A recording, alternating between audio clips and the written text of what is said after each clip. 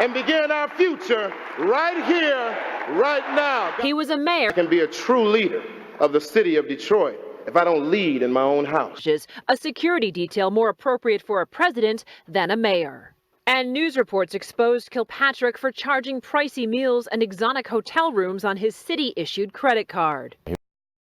Hey everybody, welcome to another episode of Keto and Crime, or if you're just listening over on Thought Crimes, welcome. Today we're going to take a look at the gangster mayor of Detroit, Kwame Kilpatrick. Let's get into it. Kwame Kilpatrick was born Kwame Malik Kilpatrick, June 8, 1970, in Detroit, Michigan, to father Bernard Kilpatrick, who was a amateur basketball player in the semi-pros, as well as a politician on the county level, very prominent in Wayne County, Michigan Chamber of Commerce and the Wayne County government, and to Caroline Cheeks Kilpatrick, who was actually a longtime state representative in the Michigan House of Representatives for District 13, which included the city of Detroit. He was a good student, attending the very prominent Cass Technical High School in Detroit, where he excelled in both literature, math, and science.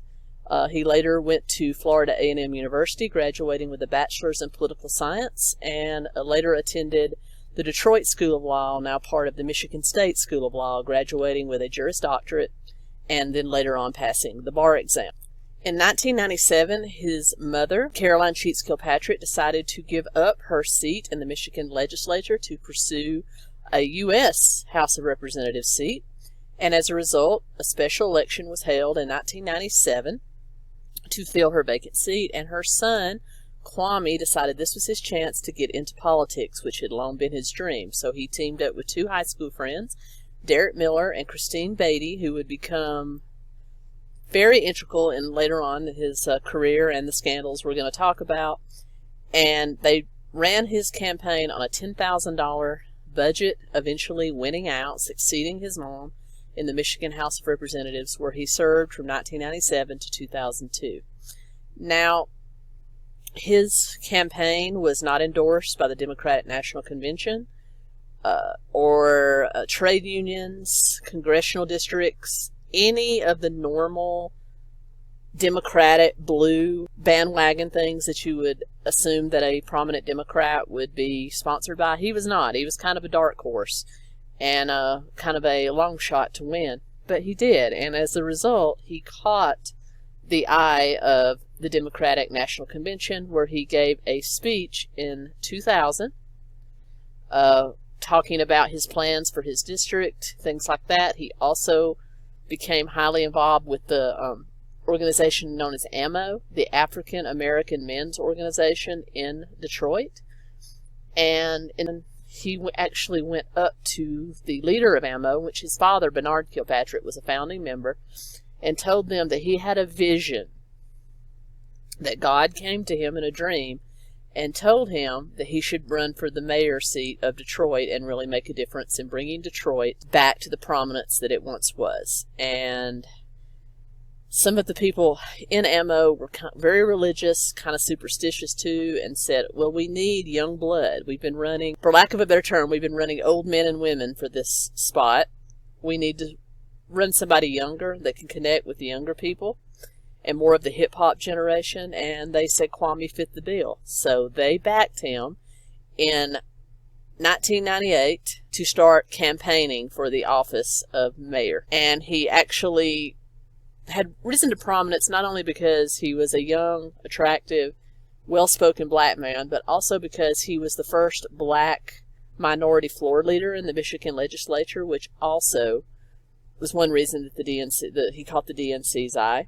And he served in that position from 1998 to 2000, all along planning his mayoral run. And he used his same high school classmates, Mr. Miller and Miss Beatty, to help run his campaign. And he was elected in 2001, running against then City Council President Gil Hill.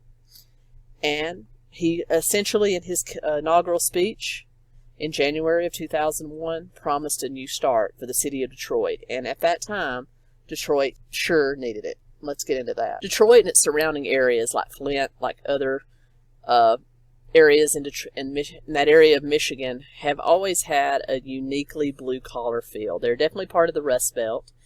During the 1950s, 60s, and the early part of the 70s, you had all major American automakers having their world headquarters in Detroit, as well as factories in all of the surrounding areas. So this was a very much a blue-collar kind of town. You had people making good money, working in factories, and you literally had the personification of the American dream. In this area, you also had a much better racial mix than you do now. You had maybe 60% Caucasian, 40% African American at the time in Metro Detroit and its surrounding areas. And there was a lot of great jobs there, so a lot of people continuously fluxed in and out of the Detroit area. It was kind of a Camelot time for the area. But then in the 70s, you had the gas shortage. You had a lot of things. You had foreign competition from foreign automakers, and you started seeing cracks appear in the economy of the area, which eventually led to many of the major automakers pulling out of Detroit, closing down factories, moving to third world countries or developing countries to kind of compete with the foreign automakers that could make the cars a lot cheaper. So you kind of had this area fall into decay, for lack of a better word, and as a result you had more of a racial divide appear. As the jobs left, and this is going to sound racial, I don't mean it to be, but as these factories and offices and the surrounding areas, because not only did the automakers leave, you have a whole supply chain that is associated with the automakers. You have trucking companies, you have factories that make parts for the cars, you have the tire companies, you have gasoline businesses, then all these things support other small businesses in town like accountants and lawyers and doctors and retail stores. So all of this is interconnected. It's not just like the automakers left and then this happened. It's like the automakers started a trickle-down effect, which led to a lot of business closures and shutterings in the area of Detroit. And as a result, as those jobs left, you had the Caucasian population also leave. And so you had a lot of white people leaving the metro city and flooding into the suburbs, which actually sprang up as little mini cities around Detroit. So instead of having people live in the suburbs and come into Detroit to work, you had these people fleeing to the suburbs, building up businesses and retail shops and everything that you would need, that they would need in their own suburban areas. So you had these, as I said, little mini cities popping up all around Detroit that were mainly white, 90% white, and so they never came into the city. So then you had an African American population in the city, and so this leads us to the great racial divide we have now in Detroit, where the city is 70% African American, 30% other. So you kind of had that happening, and as a result, kind of like that happened in Gary, Indiana, when the jobs left, the crime came in, and so you had a lot of urban decay going on. And up until that time, the leadership of Detroit had been lily white, until the election of Coleman Young in 1974, who served as mayor of Detroit from 1974 to 1994. He did not make any promises. He was not of the opinion that we need to unite Detroit. He very much favored the African American community over the white suburban community, and who can blame him? He was concerned with rebuilding Metro Detroit, not necessarily the suburbs, which had more money and more opportunity for people and didn't need as much help, and they also had created their own little government structure, didn't really need Detroit. So he concentrated all of his power, all of his focus on the city of Detroit, and it made the area even more racially divided. So literally you had blacks against whites, and that was kind of played out for the last 20 years. So by the time Kwame Kilpatrick was elected, he finally came forward and promised unity and progress for all the people of Detroit and surrounding areas, that he wanted to bring Detroit back to its heyday. And that was welcome. There was a huge thirst to bring unity and progress back to the city. And it was on that for change, He was young. He was a breath of fresh air coming into the community. And after many years of racial rioting and things like that divided the community, lack of jobs, the fact he wanted to bring new jobs in, he wanted to bring white people back to Detroit and get black people back out to the suburbs. He wanted to unite everybody as one Detroit, and that was something that people were thirsty for, and he was very easily elected. Kwame started right away trying to fulfill some of his promises. He did start out, he did some very good things for the city of Detroit. He actually relocated the Detroit Lions field right next to a new stadium for the Detroit Tigers. He offered huge tax breaks for these concessionaires to come in. He offered tax breaks for new businesses to come in. He really did revitalize downtown and make it kind of a shiny epicenter. So he did his best to clean up all the abandoned homes, anything that was dilapidated and falling apart. He put forth a kind of a clean sweep initiative to tear those down and build up, get contractors in there to build new homes. He basically wanted to clean it up, and you did see a lot of urban renewal going on during his campaign. And he did this because he loved Detroit. He was a native of Detroit. He staffed his entire cabinet and administration with native Detroitians. That's a word I invented, so hopefully it's not too bad. But he did staff his people with people that he generally thought loved Detroit. But kind of the first inkling that there might be trouble in paradise was that he staffed his administration with friends and family. His wife, Carlita Kilpatrick, whom he married in 1995 and had 3 children with, was a trusted advisor, his campaign manager for both the legislature and his mayoral run. Derek Miller was one of his top aides. He hired his friend Victor Mercado to head the Department of Water. Christine Beatty was named his chief of staff, also his high school friend and one of his campaign managers. He hired his sister, Ayanna Kilpatrick, as an aide. He hired her brother-in-law, Bobby Ferguson, as a contractor. He hired cousin Patricia Peoples as Director of Human Resources, or Assistant Director of Human Resources. And he employed his father, Bernard Kilpatrick, who by that time had stepped down from his role with the county and was now the owner of a consulting firm called Maestro. So he employed his father as one of his chief consultants. And the fact that he hired his cousin as assistant or deputy director of human resources opened the floodgates for hiring people. His mother's brother actually applied for a couple of jobs and actually submitted a falsified resume. He was hired. And you saw this happening a lot. Friends and family, you had to be in kind of, the old T-Mobile, my 8, top 8.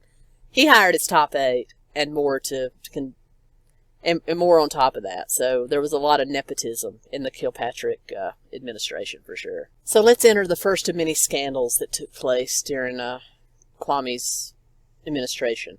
First happened right after his inauguration in 2001. The Manugia Mansion, pictured here for those of you on YouTube and for those of you listening on Thought Crimes, let's just say it's a mansion, brick, Victorian style, 20-something bedrooms that the taxpayers of the city of Detroit pay for the mayor to live in. But he was accused of having a blowout party there in which hookers and strippers and alcohol and drugs were abundant. And probably the most hair-raising part of that story is that a stripper by the name of Tamara Green, whose stripper name on the website in which she worked was Strawberry, was found giving Kwame, Mayor Kilpatrick, a lap dance in which his wife, Carletta, walked in and immediately attacked her, not liking the fact her husband was getting a lap dance. But what you have to remember about this was simply a rumor. It was a lot of conjecture. And the chief of police, some of the other investigators did investigate this, and all of them have said under oath they found no indication that this ever took place. It was just more chalked up to being an urban legend. However, this was complicated on April 30th, 2003, when that same Tamara Green was gunned down at an intersection while she was riding with her boyfriend at night, gunned down what can only be described as execution style by unknown assailants. And so there was a lot of talk about whether that could be tied back to the Kilpatricks. But again, it's kind of like Epstein and the Clintons. There's a lot of conjecture there, but we really don't know. There's evidence of foul play, but we really don't know who did it. But all of that kind of tied into the famous urban legend of the Manoogian Mansion Party. And along those lines, Chief Internal Affairs Investigator Gary A. Brown and Harold Nilthrop, who was a police officer and bodyguard, actually came out and testified that they did find evidence of a party, even though when they were interrogated under oath, nothing really ever came of it. But both of them were fired not long after. In about late 2003, both of them were fired. They said without cause. They had no write-ups or any official reprimands in their files, but they were fired by Chief of Staff Beatty and the mayor. And on September 11th, 2007, they were actually awarded $6.5 million in damages by a court because they had sued the city for wrongful termination. And they were actually awarded $6.5 million in damages, as the jury found that they were fired without cause. And they kind of alluded to the fact they were fired because they did testify that this party took place and there were kind of muddled evidence around Tamara Green's death. Kwame Kilpatrick walked immediately out of the courtroom after that verdict and addressed the crowd and said that he blamed the wrong verdict, this incorrect, muddled up verdict, on the presence of two white suburban jury members. Because they don't understand Detroit, they don't understand this. So much for racial unity, huh? So he blamed this on the two white jurors. And anyway, this was the first of many, many scandals that would take over Kwame's administration. The next would be just his lavish spending. He was known to enjoy the finer things in life. He would go out, he would spend city money on things for his family, including using the city credit card to purchase his wife a $24,000 per year lease on a Cadillac Escalade. He also used it to pay for lavish dinners, makeovers, wardrobes for his family, his entourage.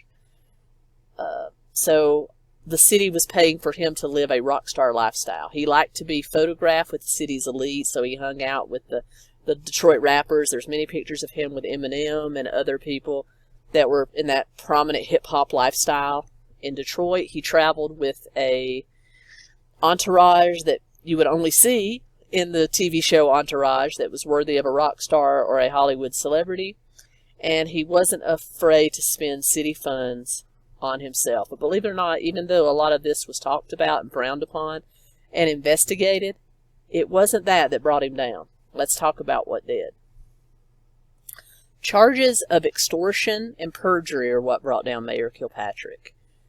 For a long time, he was held in under a lot of scrutiny because he hired friends and family to staff his administration, but there was also rumors that he kind of funneled all of the contract city work to his friend Bobby Ferguson, who was a high school friend of his, also a contractor. And many contractors that had bid on city jobs told journalists off the record, because they were afraid of retaliation from Kwame's administration, for admitting that to even apply for a job with the city, you had to go through Kwame's father, Bernard's Maestro Consulting.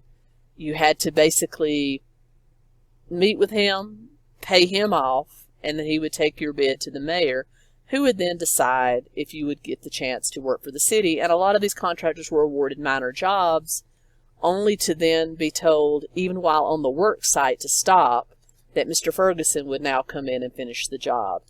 And they were also leaned on to hire Bobby. Even if they were allowed to complete the job as general contractor, they were leaned upon to use Mr. Ferguson's company for subcontract work. So even though he awarded just enough contracts, it seems, to keep scrutiny off of him, but still had to get his friend in that some way by making him the subcontractor on a lot of these. And That was the first thing that brought him under scrutiny. During that investigation, which took place in March of 2008, he was also questioned about thousands of text messages between him and his chief of staff, Miss Beatty, about not only the fact that they fired the two former police investigators and bodyguards that won the $6.5 million lawsuit. Text messages actually came out that kind of proved that, yes, they were fired wrongly, but also text messages of a personal and sexual nature between the two, which actually proved that they had an affair, to which they had both denied in the previous trial. And as a result, the prosecutor of the Wayne County, the county in which Detroit resides, actually brought him up on charges of perjury in March of 2008. And it was during this trial that all of the investigations about, or allegations about, fixing the bidding process, having to use his father as a consultant, all of the other misdeeds that he had been accused of came out, and he was actually found guilty in September of 2008 and sentenced to 4 months, a whopping 4 months in jail as a result. During this time, it also came out that several of the large business people in Detroit, you had Peter Karmos, who was president, CEO, and founder of CompuWare. You had Roger Penske, who was the owner of Penske Trucks, as well as the stock car racing mogul that were native Detroiters themselves, offered him money to resign. And that came out. And they were actually brought up on charges of trying to bribe a public official. They pled guilty, saying that they were only doing it for the good of the city of Detroit, and as they wanted his corrupt administration to go down and for a new administration to be brought in. So they paid fines as a result. But Kwame did resign as mayor in 2008. He served 3 months in prison of 3 of his 4-month sentence and left for Southlake, Texas with his family, where he was immediately hired by a subsidiary of CompuWare for a salary of well over $100,000 and lived out for a few years, living the high life in the suburb of Dallas, Texas. As part of his sentence, in addition to the 4 months, he was also ordered to pay up to $1 million in restitution to the city of Detroit. And he actually went before a judge in 2010 asking for a reduction in that penalty, saying that he could only afford $6 a month toward his restitution, which case the judge was not buying it and actually asked him a series of questions that anybody, any adult, should be able to answer, such as, what's your mortgage payment? What's your car payment? What are your utility bills? And he said he could not answer any of that because his wife, Coletta, actually handled all of that. Well, the judge wasn't buying it and actually threw him in jail for another couple of months for perjuring himself there as well. Also in 2010, the federal government got involved and actually brought him up on conspiracy, embezzlement, and fraud charges in connection with the perjury, the fixed bidding process, as well as taking bribes from officials along the lines with Karmos and Penske. And basically, this trial went on for about 3 years, in which, get this, Christine Beatty actually flipped on him. His original campaign manager, Mr. Miller, also flipped on him, testified for the state, and he was actually found guilty in March 2013, sentenced to 28 years in prison on October 10th, 2013. His co-conspirators received, which included Ferguson, Miller, Beatty, his dad, as well as the head of the water department, were also sentenced in ranges from 15 months up to 21 years in prison, with, of course, those that flipped on him getting the least amount of sentences in the 15 to 24 month range, of course. He actually is still serving this prison sentence in federal prison in Michigan, He actually asked President Trump for a pardon in June of 2018, which was not granted. And his wife actually divorced him also in 2018. His affair was revealed in court. The former mayor of Detroit reveals his marriage is over. From prison, Kwame Kilpatrick writes on his official Facebook page of the split with emotion we haven't seen before. Jason Colthorpe is here with more on the surprising post, Jason. Yeah, surprising in ways and not surprising at all in others, guys. An emotional and spiritual post acknowledging his faults and mistakes, but also falls short of any sort of apology to anyone, including his now ex-wife, whom he does not refer to by name. In a post on the Facebook page, the Freedom and Justice Trust, former Mayor Kwame Kilpatrick is both defiant and remorseful as he reveals he and his wife Carlita Kilpatrick have now divorced. The sin in my life gave wide open spaces within my marriage, my friendships, and my most treasured relationships for evil to creep in. The sin, he admits, was his affair with Chief of Staff Christine Beatty and subsequently lying about it in court. He writes, "Honestly, I lost my marriage on January 24th, 2008. Certainly, it languished and limped along for 10 years before the divorce was final, but the marriage was over that day." Kilpatrick also writes his marriage suffered from constant attacks from his own government and the media. The Detroit Free Press reports he filed for divorce in February of this year, and it was final July 23rd on the grounds of incompatibility. He also writes about struggling to recapture his spirit during a prison term that won't see him eligible for parole for 19 years. "My cowardice, passivity, and complete disregard for truth led me to a place of brokenness and pain that I did not know I could experience. I was at a crossroads, one where I could either choose to live or die. And by the grace, faith, and power of God, I chose life. I am not the same. Everything has changed. And as I stand here today, I know one thing. The long night of despair is over. It's morning time." Kilpatrick would be 67 when he's next eligible for parole in 2037. He also is still ordered to pay millions of dollars to the city in restitution. And you may ask what happened to the rest of them. Well, Bernard Kilpatrick is still working in Detroit as a businessman, even though he lost his business, Maestro, and his condominium to foreclosure. Kwame's mother lost her re-election bid to the state legislature as a result of this scandal. Derek Miller has kind of gone into hiding into a private life, but Christine Beatty has become a radio show host in Detroit.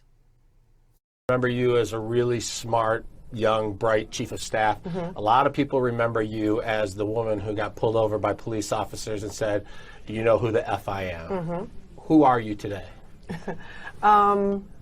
I'm still Christine Beatty. You know, it's tough when so many things have been written about you as a person, you know, some true, some not, but you don't have the ability to go back and say, this happened, you know, that's kind of, you nitpick, and you kind of just have to take your past, you know, in total and move forward. And I'm still, you know, Christine Beatty, but I'm somebody who's richer from experiences. I'm someone who's had to, like I said, reclaim my power, kind of restore my life. And it's been a journey. And I'm hopefully people still think of me as that still same smart person, but you know, sometimes things in life happen and it's sends you completely off course. And I think, you know, this is not something I would have foreseen back then. You know, my hope was to, you know, do a lot of good for my city. And I think I accomplished that. But, you know, at the end of the day, once you make huge mistakes, unfortunately, those overshadow, you know, the good that you're trying to do. And I think that's, you know, the unfortunate part of it. And is doing quite well to all accounts. Ferguson is actually serving 21 years, so it'll be a while before he gets out. And that's kind of how this ends. Basically, this was a pay-to-play situation for the city of Detroit and ended up being kind of a blight. Kwame Kilpatrick was once touted as a Barack Obama type. In fact, in the year 2000, when he made his speech at the Democratic National Convention, it was touted that he would probably give Barack Obama a run for his money and may have very well been the Democratic presidential nominee in 2008 if all of this hadn't happened. But it did, and as it sits, Detroit is still very much a racially divided city, still very much in a state of decay and poverty. And I don't know what the answer is for Detroit, but it certainly wasn't this, even though people had high hopes for his administration. But that's it. The gangster mayor of Detroit, murder and bribery, pay to play, just like any crime family. The Kilpatricks were no different. And that's the story. Well, guys, hope you enjoyed this. I will be back soon with another true crime video. Thank you so much. Those of you on YouTube, thank you so much. And those of you listening to Thought Crimes, I appreciate it. Thank you so much. Please like, comment, share, subscribe. It means a world of difference. As you know, true crime videos get demonetized quite a bit on YouTube. So the only way I get any play, because they don't promote videos, there's not ad revenue on, the only way I get promoted is if you guys share me. So I hope you do. Thank you so much, guys. Keto Comic, out.